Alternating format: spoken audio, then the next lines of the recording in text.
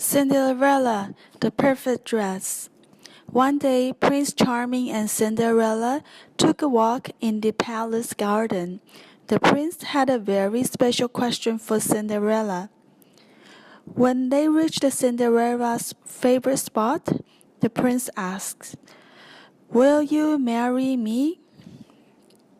Cinderella beamed. "Yes, of course I will." The king was thrilled. He showed Cinderella a portrait. "This was my wife on our wedding day. You shall wear the same ring and necklace, Cinderella. It is a royal family tradition," said the king. Cinderella quietly looked at the queen's portrait. She did not want to disappoint the king. But following this family tradition was not easy. Cinderella felt clumsy in the queen's furry dress, and the long, heavy pearls made walking impossible. Cinderella didn't know what to do. The Grand Duke tried to show Cinderella how important it was to wear the queen's dress. "This book will teach you everything you know about our royal tradition," he said. Cinderella read and read, trying to remember everything.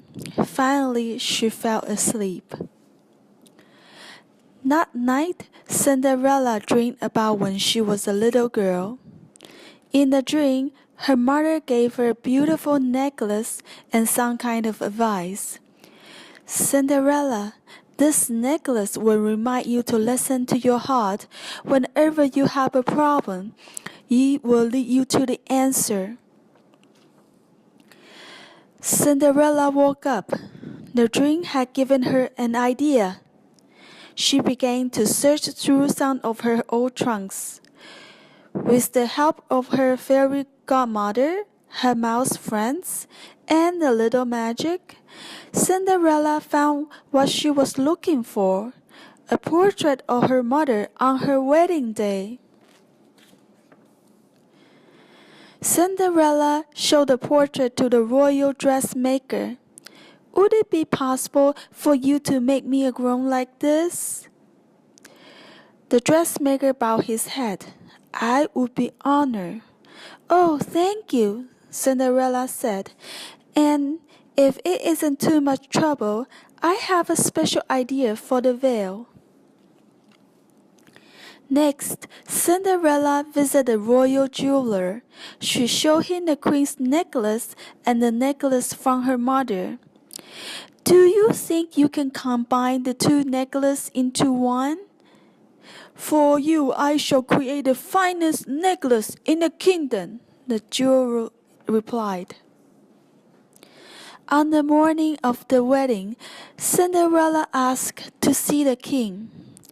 "Your Majesty, I am proud to be joining your family." Cinderella said, "But the queen's dress wasn't right for me." She pointed to her new dress. "This is a copy of my mother's wedding gown. It honors my family tradition, and with my necklace and veil, I also honor yours." The king saw that the queen's pearl had been used to help make the wedding necklace and veil. "Oh, my dear, this is a great honor. You have blended the treasure of two families and created a new tradition." The king proudly offered Cinderella his arm. "Let's not keep the prince waiting." The king led Cinderella down the aisle. The guests were delighted. Everyone agreed that they had never seen the prince so happy. At the end of the ceremony, everyone cheered. They knew that Cinderella and the prince had found true love. At the wedding banquet, Cinderella and the prince cut their beautiful cake for everyone to enjoy. When it was time to go home, the guests lined up to thank the new couple for inviting them to such a wonderful celebration. And so, by following tradition and her heart, Cinderella had the wedding of her dream.